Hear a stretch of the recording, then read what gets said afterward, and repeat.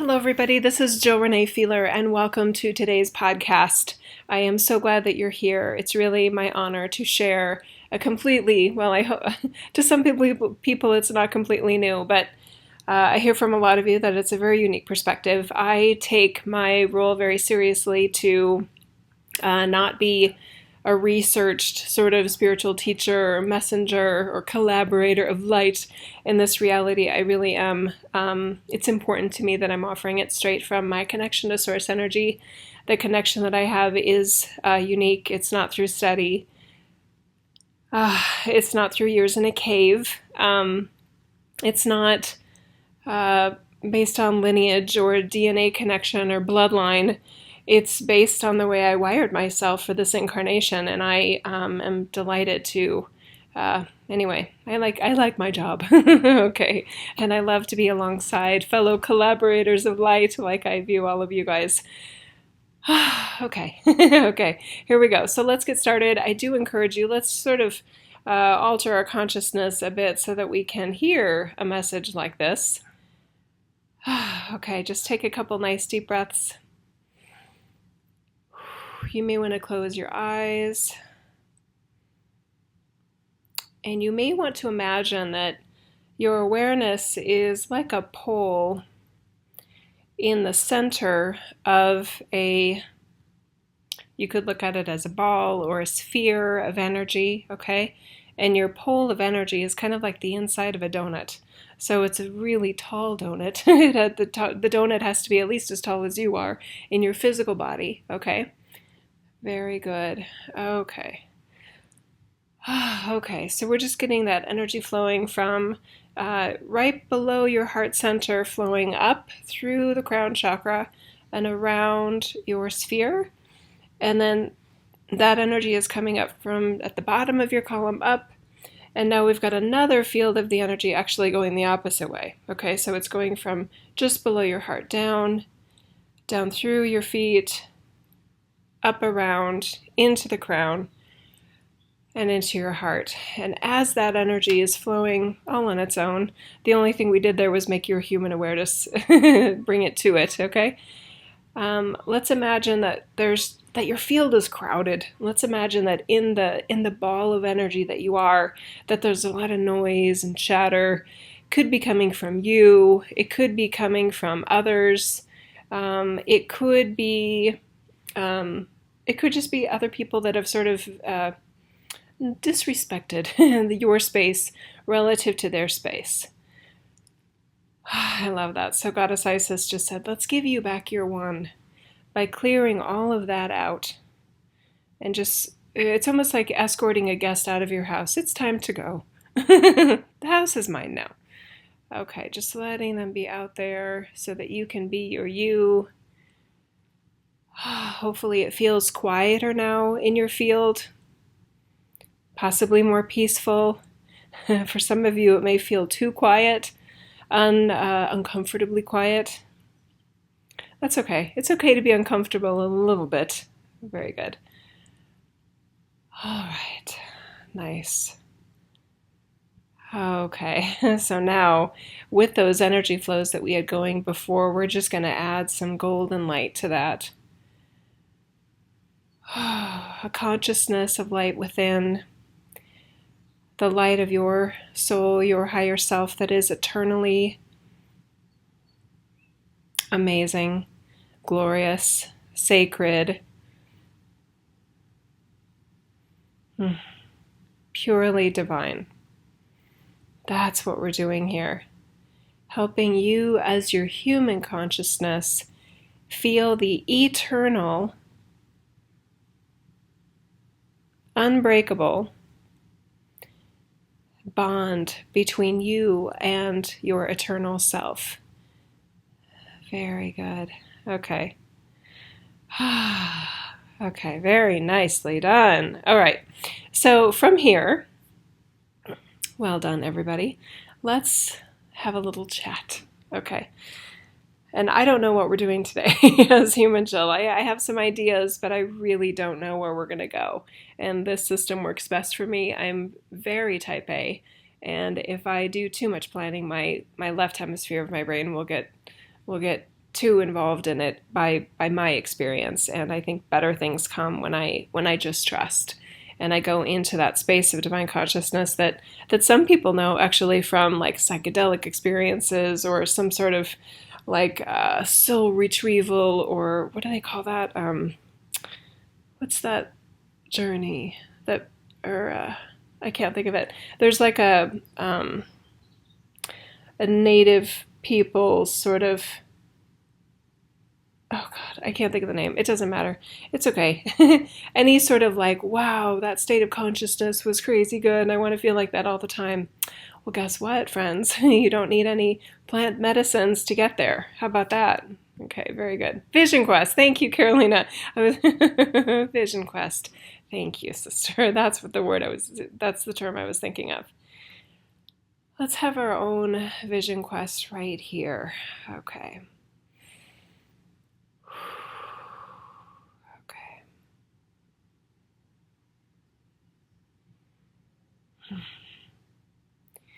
The reason that we keep calling this group a bunch of rebels is because your pursuit of truth, of liberation, of freedom, of light within, of goodness, of greatness, is very unique in your time. It's not that the rest of the humans on the planet with you are conspiring for bad necessarily, but they're certainly not as judicious and passionate about the light within them and the light within all. That is very unique to this group, and that's one of the reasons why we love these experiences with you. We love to support this very unique experience that you've pre-wired, pre-coordinated for yourself, that you did that as your higher self. So you had an intention as you incarnated into your world and into your timeline, which is by various markers a dark age. And yet here you are, your passion for enlightenment is beyond the norm, and it's spectacular and it's hard. Some of us know a bit about that, about how hard it is to be an enlightened being amidst a sea of lack of enlightenment, of unconsciousness, or we want to use the term disconsciousness. Okay. So we have this amazing opportunity to share with you today, and we're coming off the heels of a very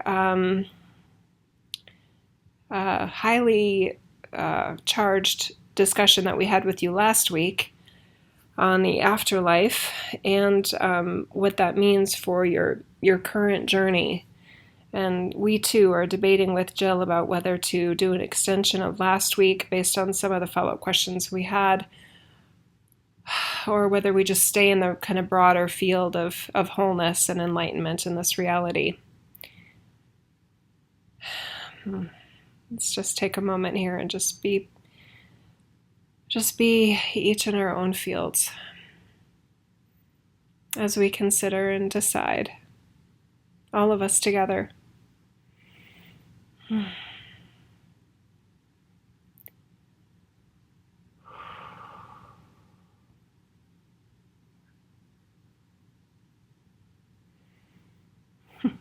This is taking long. It's making Jill uncomfortable that we're taking so long, and we kind of like that.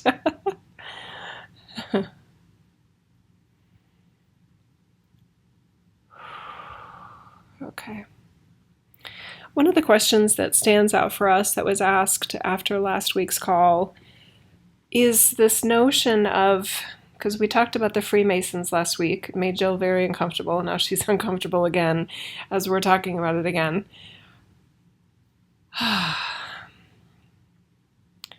We made a comment last week about the Freemasons, and we said directly to them that there could be that we were predicting some problems with their system with regard to their goal, as we see it, of trying to get all the way through the afterlife straight back to the source energy, to have a true reunification of the consciousness that is currently activating their humanness, along with the eternal consciousness that is their so-called higher self, eternal self, soul self, so many terms for that, right? The immortal one. And one question that came up, and it's a very valid question, is, well, if the kind of problem with their system as the Freemasons is that they're filling their human brain with a lot of lessons and training and sort of like speeches to recite in the afterlife to get them through all of the different corridors of deaths, as they could be called, then how would that not work for them? But having the knowledge here in a group like this, how is it different? It's entirely different because of the vibration. The Freemasons energetically, as we view it, they view their afterlife experience as dependent on what their human brain knows or doesn't know. Okay, it is in a very mental-oriented fashion. It does definitely have some spiritual components, but there's the sense of, this is going to get tricky really fast. There's a component of, if you don't know this, you won't get through the afterlife. The emphasis on a word knowing. Knowing implying mental knowledge that you either have or don't have. And what we are offering, the way that we view it as differently, is what we're looking at the energetic vibration that you are holding as your human. Okay? There's a lot of... Thank you. There's tremendous benefit, not just in the afterlife, but in your human experience, by knowing about that bond that we talked about at the very beginning. And here, human language is problematic because we just said the word knowing, and you noticed it right there, didn't you? When your truth is that there is an unbreakable bond between your human experience and your immortal, eternal source energy connection, it changes you vibrationally. Let's say that one more time. It's very important. When you trust, when you invoke the unbreakable bond that you have as your human self, as your human consciousness, to the source energy, it changes you vibrationally, energetically. It's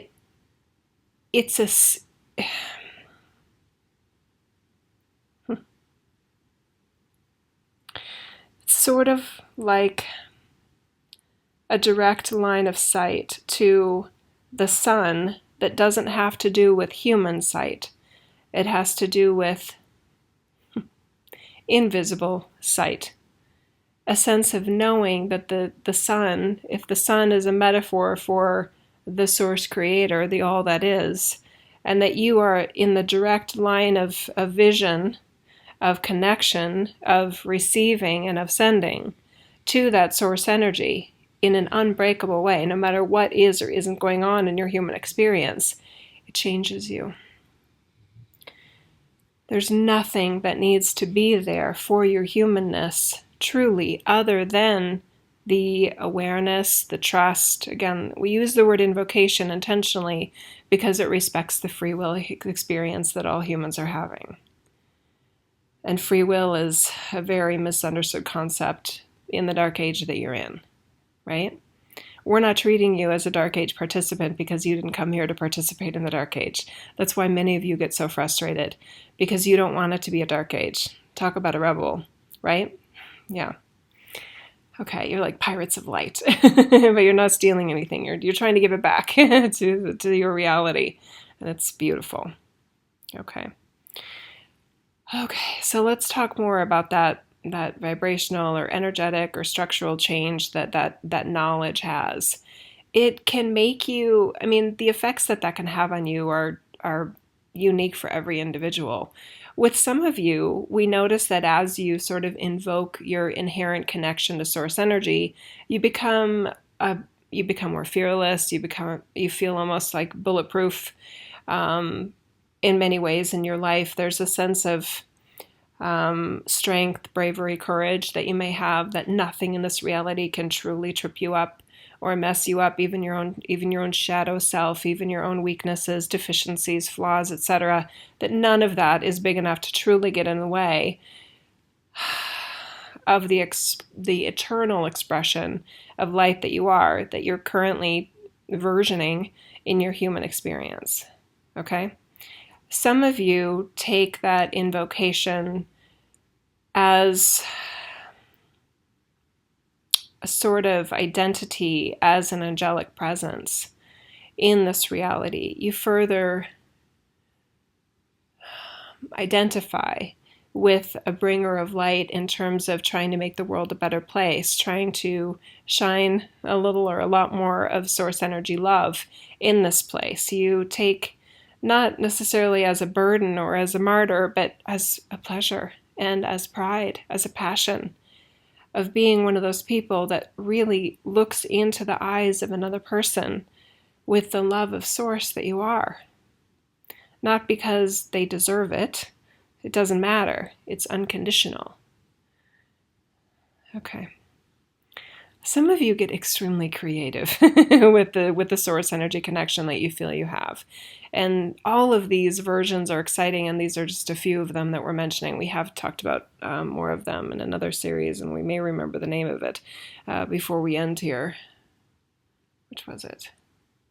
It was a Pleiadian Council experience that we did in the summer of 2017. Anyway, we may think of the name. Or some of you may think of the name. Okay, so what you do with this invocation, with this remembering that you are eternally light, I mean, there's the free will. That's what we love about the individuality, the fact that you are all one at the source energy, but in the human experience on Earth, you are all individual ones, and that's to be celebrated. And it's a wonderful thing. Yeah. We're asking Jill, like, okay, what do you really want to say? What do you really want to say about this? And she's asking us that in return.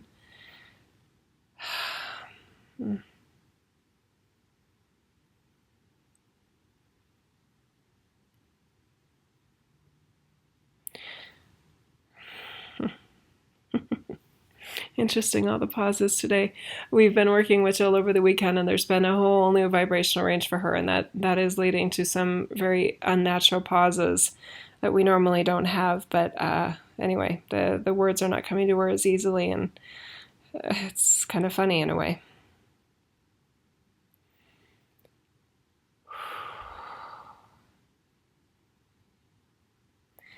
What do you want to do with this eternal light that you are?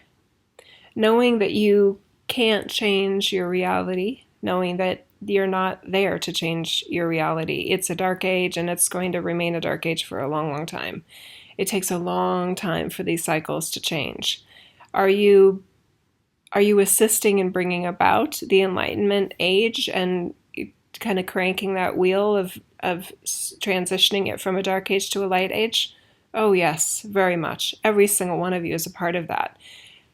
The problem that we see is the expectation of what that means. There is a sort of dismay that Jill feels when she comes across fellow bringers of light, fellow rebels, conspirers of divinity in your dark age. She gets dismayed when she hears someone with the notion that humanity is waking up, that it's happening, that happens within this generational sequence on the planet right now. It doesn't work like that. And that's... Okay, this is big. And I don't have it yet. Hang on. Okay, because I feel the edge of my consciousness, and I feel that we're about to kind of go beyond. I don't know how many of you saw the anyway, it doesn't matter. I'm trying to think of all these examples. There's like a fence that we've been to before, and we're starting to kind of climb over that fence into another level of awareness about this notion of humanity waking up, and I don't know what's on the other side, as Jill. So hang with me here, and I do apologize for the awkward and slow pace of this. I'm not meaning for it to be suspenseful or irritating, but it is to me as Jill. So then, that's funny. Okay, here we go. Sorry. I wanted to give you that behind the scenes,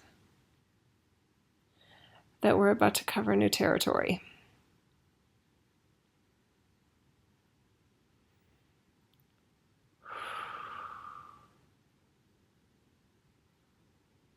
Interesting. Okay. Oh my God, there it is. Okay.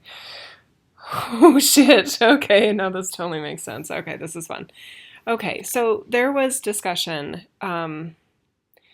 right around the 1999 Y2K crisis dilemma, when we were deciding whether the Enlightenment age would come about through a reboot, and a reboot is a reincarnation of the planetary consciousness, Gaia, right? She has multiple incarnations as well. So when a reboot happens, there's multiple ways to do it, but it tends to happen with some sort of cosmic, like, comet sort of disruption that shuts down all living, all consciousness here. And all that life is basically, it dies. The consciousness needs to be removed. And then it has an option of being kind of placed back or not. By the way, we talked about some of that in the Outwitting with Tico Q&A this last weekend. But, okay. So at those Galactic Council meetings where, yes, there are Galactic Council meetings. I know it sounds ridiculous. I know it sounds like a Star Trek episode. But maybe they got it because it does happen that way. Wink, wink. Okay. So, at these Galactic Council meetings, which many of us are a part of as our higher self or some version of ourselves as a guardian, spirit guardian, etc., we were deciding about how this Enlightenment age would come about. And there was like a subcommittee that when it was just, it's like, okay, so if we decide that the humans that are there, the bringers of light that are there, are going to help crank the wheel to turn back on the light within humanity, a true enlightenment experience for certain ones based on their individual choice, their pre-wiring, etc. What if we inspired them a bit by giving them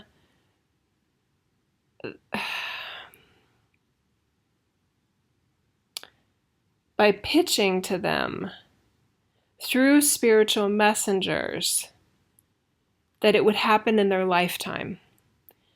Because in a dark age, it is very challenging to be a bringer of light. And it wasn't meant in a malicious way. It was meant in a very sort of, let's help our team out, right? Let's tell them what's going to happen in their lifetime, and then maybe they'll be, more comfortable with it. Maybe they'll be more hopeful. Maybe they'll take themselves more seriously. Maybe they'll be more committed to the pre-wiring that they are, etc. But the thing is that there's other committee members that were not on that subcommittee that don't like lies and don't like manipulation, especially when it is manipulating this team of the Bringers of Light. So Bringers of Light like this one, like Jill, she can smell a lie from a mile away, especially when it comes to consciousness and things that she's extremely passionate and dedicated to. So when she first came sort of online in her activation experience of her soulfulness and her pre-wiring kicking into gear right around 2008, 2009, she kind of heard the rumblings of kind of how everyone else was talking about it, and that, oh, this is an age of enlightenment and everybody will wake up any moment, and she was kind of like, oh, that's kind of a cool idea. She was getting some conflicting information from us as her team, but she was just kind of intellectually curious in a way about which storyline, which timeline was actually going to look like it was playing out. But then at some point, as she was really evaluating the kind of global pitch relative to what she was actually observing in the political environment, in her everyday experiences with children, oh God, that's right. Shit, that was the big one. Jill's kids were born in 2002 and 2005. And so when she had her activation around 2008, her youngest was about 5 or 6 years old, right? Or no, 2005, so about 3 or 4 years old. And as she was interacting with school children at her daughter's schools, she remembered hearing from another spiritual messenger through a client that, well, so-and-so said that everybody born after 2000 is of this crystal ray or something, and they're all waking up fully conscious. And Jill was like, really? Like, is that what they said? And she's comparing that to her actual experiences with kids that were born after 2000. And she was like, that's not true. Like, that's not true. See, the lie detector, right? The lie detector test. And she was like, I mean, it sounds great on paper or in a message. What a fabulous idea that everyone after 2000 will be of a certain vibrational range that, well, that'll take care of everything really quick. Bring on the children. Everybody have babies, But there was a flaw in the story in that it couldn't be true because of what she was observing, right? So she started to kind of sit back and go, okay, wait a minute.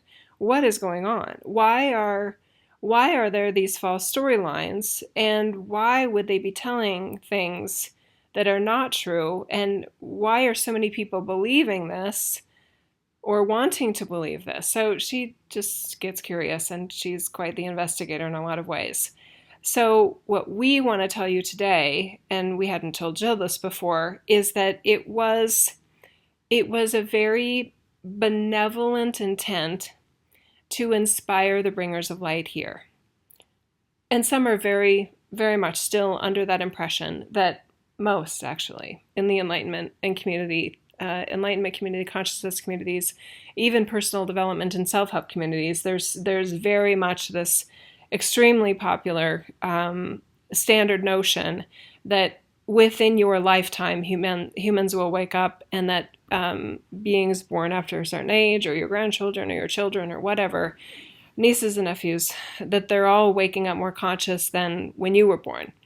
That's not true. So for those of you that it's been kind of like, wait a minute, this doesn't add up, we're not trying to burst any bubbles. We're trying to be clear with you. For those that don't like to be lied to, because Jill's nose is all itchy. Okay. For those that that want the truth and know that you can handle the truth, and that want the bigger picture and feel like you need and deserve the bigger picture in order to be the bringer of light that you are, we want to be honest with you, okay? We want to prepare you that there are very few teachers and few messengers that will bring you this version of the story. We're not mad at that subcommittee. We helped to prove the possibility. We didn't say, yes, we like it, but we were like, yeah, it kind of makes sense. We get why it's there. And we also get that for another flavor of the bringer of light kind of tribe or community or wave, that some of you hate to be lied to and you want things to make sense. So there's a part of you at another level of no, wait a minute, just the facts, ma'am.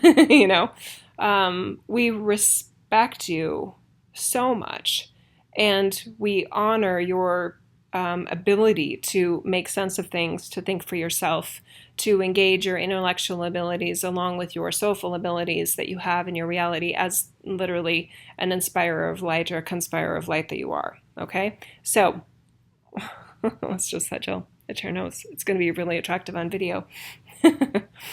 Okay. Yeah, that's what happens when we get beyond a fence line, guys. My face for Jill. Hang on, just let me blow my nose a second. All right. Okay. Okay, just let us all just feel that for a minute. Oh my God, what did we just do here, right? Okay.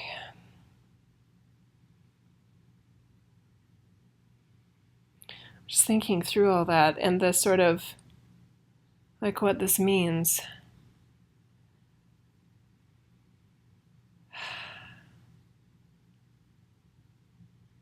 I just want to first say thank you to our teams, and I'm gonna go back into that state of consciousness to hear more. But I first want to say thank you. Samson, he's sleeping next to me, and he was just on. Hi, Sammy, good boy. Okay, all right, let me go back in here.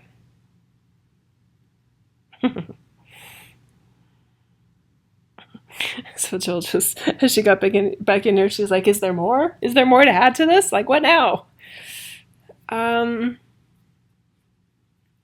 It's working. Overall, it is working. Not that there's just two groups, but both groups. I mean, we see your light quotient actually getting stronger right now as the result of being treated as the master that you are.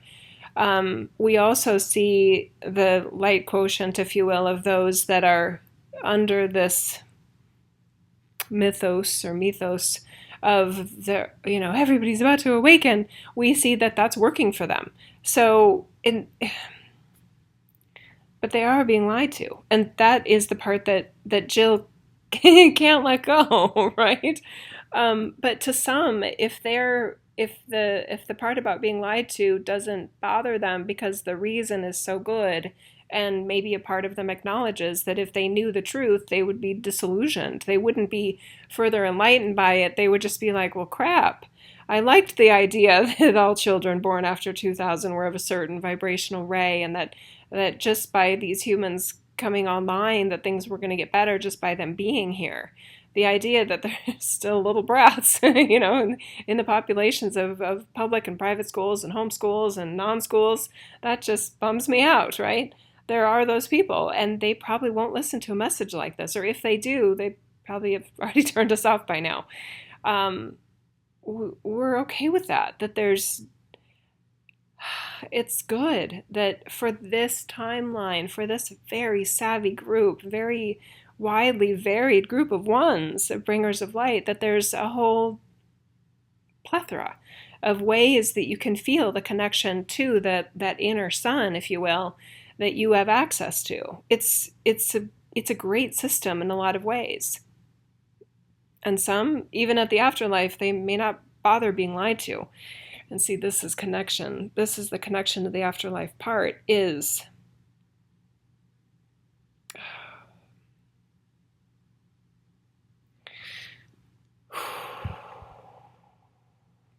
Okay, hang on, we're at another fence here.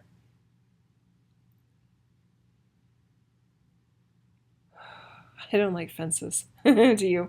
I mean, I like it in some ways because as Jill, I do value private property rights. But I don't like it. Yeah, anyway, that's okay. Okay, here we go.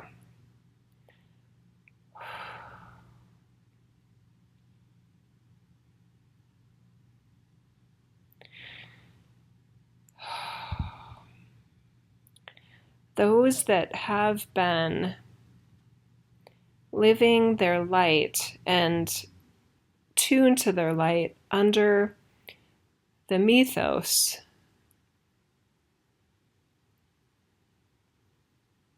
that everybody's awakening, their energy field within their humanness has some compromises to it.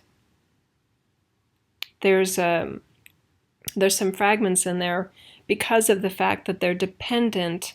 In some ways, they're basing their success as a bringer of light on how many wake up. So they are more likely to fall into the recycled sort of reincarnation bin in the afterlife, and that's the bigger part that bothers Joe.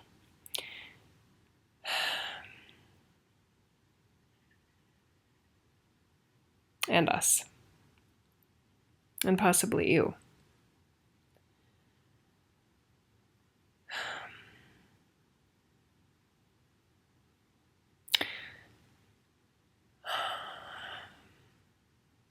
So what happens with that? Well, there is free will. We're not limiting this information. This is a gifted call. It will be available on multiple platforms that anyone has access to. The biggest challenge that many face is their devotion to certain teachings and certain teachers and certain channelers that would in any way prevent them or feel like it's preventing them from exploring other ideas. Those individuals are more likely to not stumble across this information or to immediately dismiss it because it's not a messenger that they have sort of sanctioned as in their camp or whatever.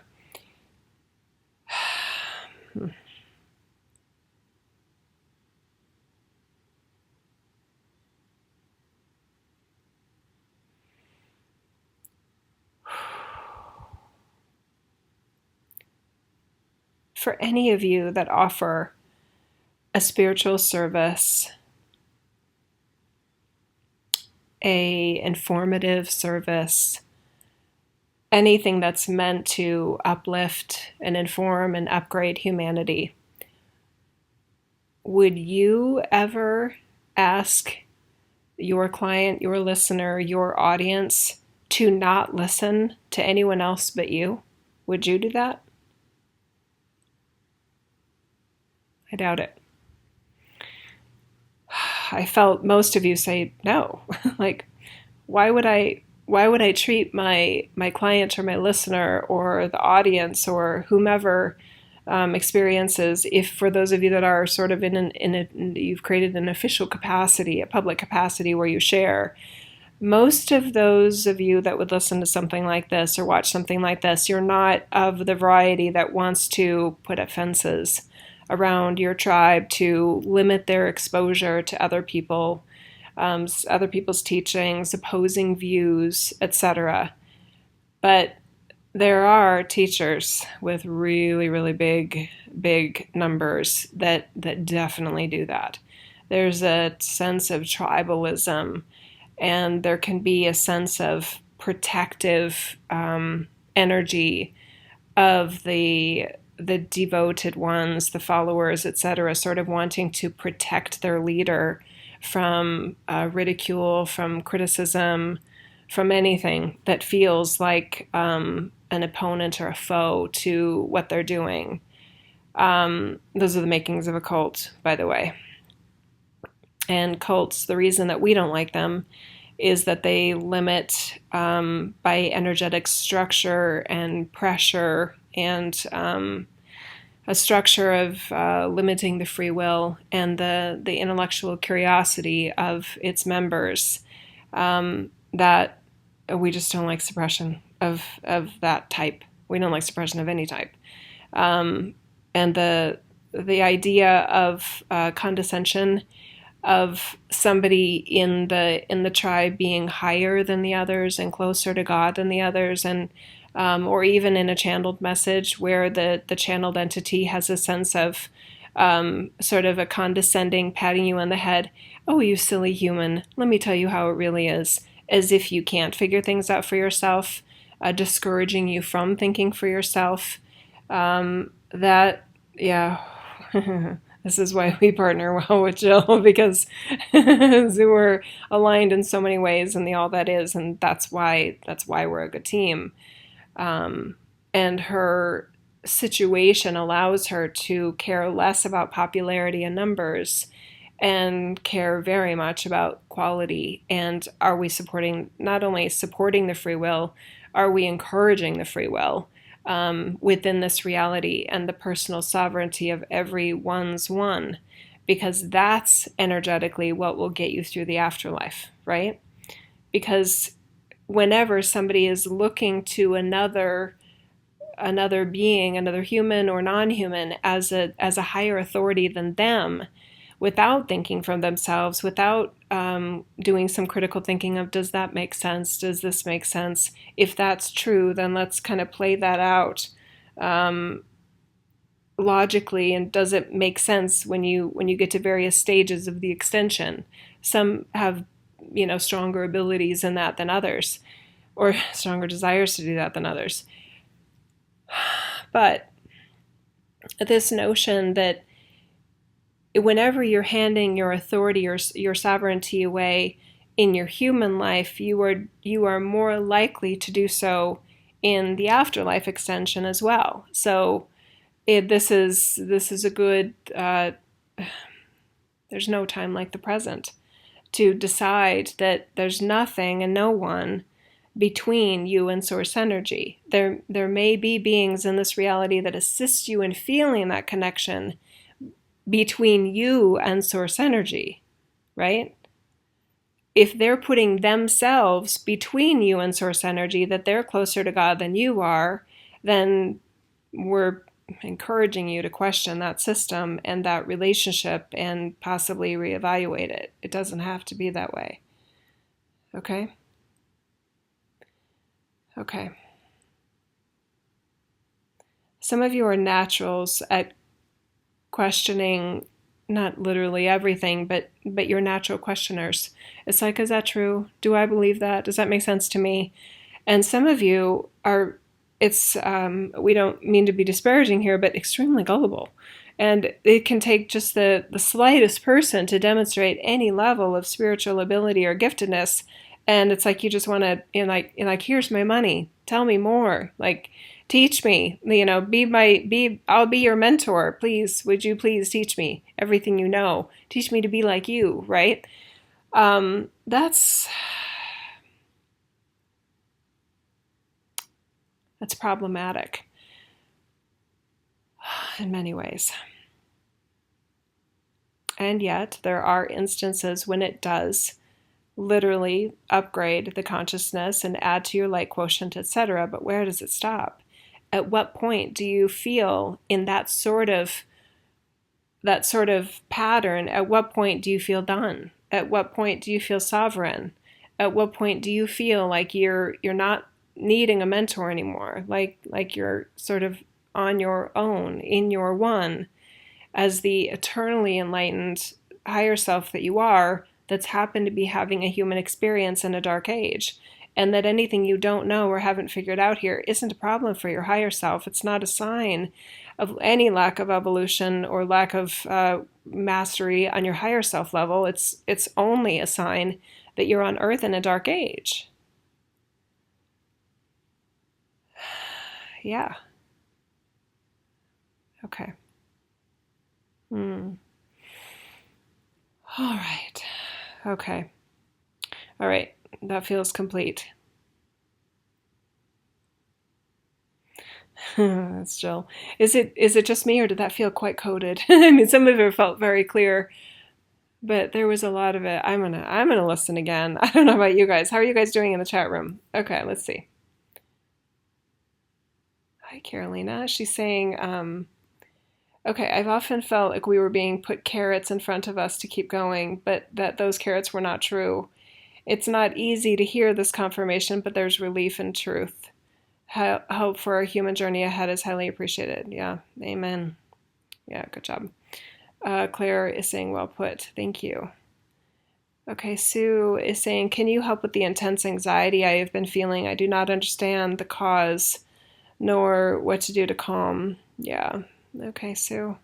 So I would repeat the sort of connection exercise. I hesitate to call it a meditation, but the connection exercise that we did at the beginning. Doing something like that, or even if you have some sort of a mini quick meditation experience that you do on a regular basis, something like that feels good. Also, be very thoughtful about what sort of information you're taking in. There are some versions of so-called news and information that heighten anxiety, and sometimes you may want sort of like a break from that sort of infusion. Okay. All right. Michelle is saying, doing well. Yes, I will also listen again. Yeah, me too. Me too. Okay. Let me know if there's any follow-up questions. It's easier, and I know it's kind of not fair because some of you are listening in archive and you have great questions related to this. Do put them in, if you're watching on YouTube, please put the questions in the comment section there.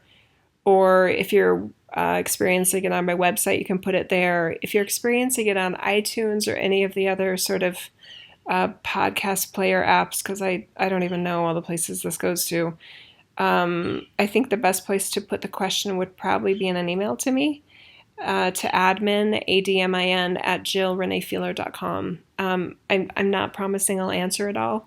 I do have a really nice balance in my life between the human things I do as Jill and the ways that I do my work. And I decided a long time ago that just because somebody asks a question doesn't mean I'm compelled to answer it.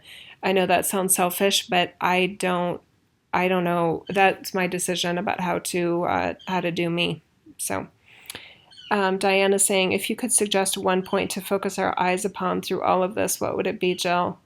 Your own light. Really? Yes, your own light. Jean Yeshua just said yes, your own light. Think of it literally, Diane, as if there's a sun that's within you. And that sun, yeah, we could do it right here. Okay, so let's imagine that there is... how do we want to do this? Okay, there's so many different ways. Okay, so let's you may want to close your eyes. You don't have to. You may want to imagine that there is a sun as amazing and life-giving and powerful, but it can't burn you if you get too close to it, a version of the sun that's inside your energy field. Okay, so imagine that you're a ball of energy, and in the center, literally in the center, is a sun, a central sun to you that is streaming from the inside out. Now, notice that all of the 5 human senses point outwards. That's natural, right? That was a decision of the human creation team, that our 5 human senses point out. But in the Dark Age, there's an overemphasis on those 5 human senses as if there are no other senses. Now, one kind of baby step upgrade is this idea of the clairs, clairaudience, clairsentience, clairvoyance, etc. But if you really look at it, how many clairs are there? There's only like 5 or 6. That's still not enough. And they tend to all relate to, or most of them relate to, still, they're based on the 5 human senses. So this is one of the reasons why I, in my work with my team, I want to say as my team, I focus so much on the idea that you're a sphere of energy with a light on the inside, because the 5 human senses are like one little tiny, teeny tiny little portion of the sort of radar pointing out, but all the other sensory awareness systems are actually pointed in. And in the Dark Age, those are naturally sort of ignored. They feel inaccessible to many people. I do believe no matter what we do, they are just inaccessible. And we knew that when we incarnated. So your mind doesn't have to, you don't have to conclude that that's a problem. You can actually just sort of like, I knew that, so it must be okay. And it is okay. You are more than okay. Your eternal light, that sun within you, is shining no matter what you know or don't know, no matter where your sensory awareness systems are activated or not activated, okay? I do believe that innate wisdom like this, like we've shared in this message, helps us naturally sort of spin in our own field of energy around our central sun meaning our one connection, our soul connection, our connection to eternal source energy. The more that we, and I'm going to get to something really important in a minute, so don't go anywhere, please. And I love it that they let me share it. Thanks, team. This truth that the light is already within you, regardless of what your human life looks like or doesn't look like, right? In a dark age, oftentimes your outer experience looks It looks nothing like the eternal light that you are, or the bringer of light, truth of your your true nature in this reality. It just doesn't. So it doesn't have to, okay? Even though we may want it to. Who wouldn't, right? Okay, so here's the important thing is that when you trust, when you invoke that I am the light of Source Creator God, it may not always look like it in this reality. Not everyone may see me that way in this reality. I may not even see myself that way in this reality all the time. But none of that needs to deny the fact that I am an eternal connection of Source energy.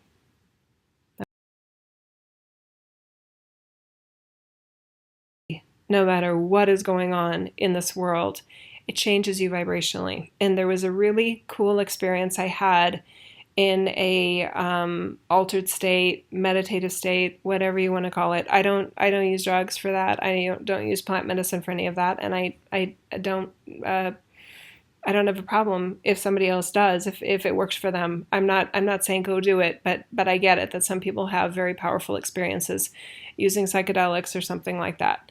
So, yeah, Michelle just said, I am the light of Source Creator God. Indeed. So what happened for me in a meditative experience is that I was in another reality. You could say it was kind of like I was inside, what do they call that? Like a planetarium, where it's a fake version of the heavens, of the cosmos, right? Of the stars. And you're inside a building. It's dark, but in my version, I was like it felt like being underwater, but not. And I was kind of going through like wormholes or tunnels or portals or something. And then I ended up in a line of people. I was me as Jill. And the people ahead of me, I noticed that there was sort of like a gatekeeper. There was some person at a gate. It was kind of like a gate or a turnstile, and they had like a clipboard. And as the people in front of me would get up to them, they would kind of be like, okay, what's your name? Let me see if you're on the list. And then they would, let them through or not let everyone ahead of me got through. There was only a few people. And then when it came to me, it was about to look at its list. And it kind of glanced at me and it went, oh, and it put down the clipboard and he just kind of stood aside and waved me through. My name, I don't think was on that list. But vibrationally, he knew I had access. Vibrationally, I had some sort of markings or maybe lack of markings, I don't know, but I was clear. And he knew I was clear, and he didn't need, his clipboard did not apply to me. And that, to me, could be the ideal circumstance in the afterlife. And we talked a little bit about that in podcast number 191. I was sort of musing about the idea that possibly for somebody like us, the afterlife kind of drones or whatever, they don't even get up. They're just like,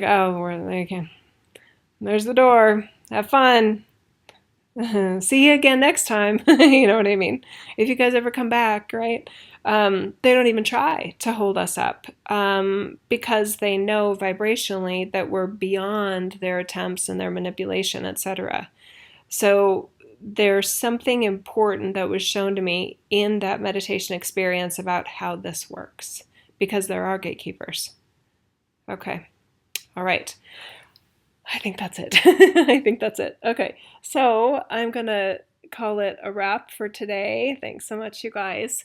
If you want to know more, there's obviously a whole bunch of other messages that you may like. If for those of you that are new, I suggest you go work from the most recent backward, or just randomly pick one that you think you like. Okay. And I think that's it. Okay. I love you guys so much. I am a champion for sovereignty on earth of all of our ones. I love liberation. I love free will. I love thinking for ourselves and critical thinking and discernment. There's a lot that I feel is available to humanity right now, and I celebrate that, and I deeply appreciate and have a lot of compassion for how confusing it is here and all the obstacles that seem to get in our way. So this felt like a really important message. So anyway, I hope you liked it too. If you want to help me out, thank you for subscribing. Thank you for liking. Thank you for commenting. Thank you for sharing if you feel it too, if you like this.